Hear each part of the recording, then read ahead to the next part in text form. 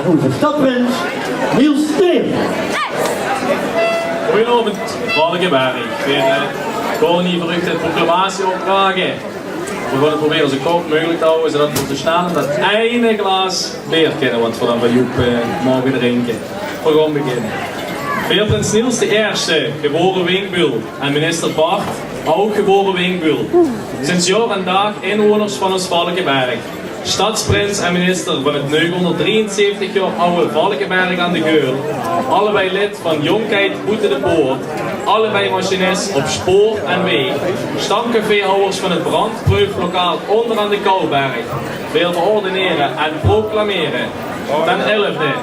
Dat we allebei geruid zijn. Dat zijn we allemaal voor te mogen gaan in de komende vastelovend. Dat bij de gebroeders Winkels geen grondpodem gezet met kubs confetti. Ten negende. Dat de stormtrein het meer vertraging zal hebben, omdat ik niet veel tijd heb om te rijden. Dat onze scepter is gemaakt uit de laatste ijzerbaar van Geurt.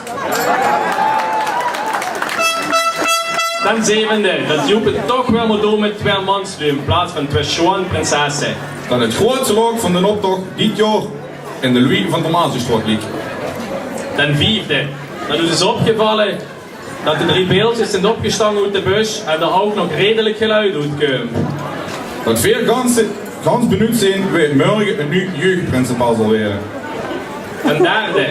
Dat voor de zaadharmonie niks doen en de 3 beeldjes feliciteren met de slager en hun vrouw is te begeleiden als prinselijke harmonie.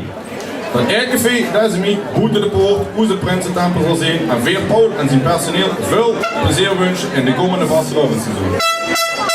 Ten eerste, dat we allebei van Limburgse feestjes en muziek houden en vooral van een lekker glaasje bier. En daarom de vasteloven 2014 in Groot Valkenberg zal worden gevierd onder het motto Vier samen met ons de vasteloven, met spas en plezier, veel geven gas tot het laatste kwartier.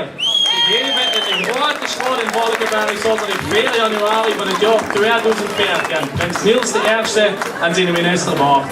Allah!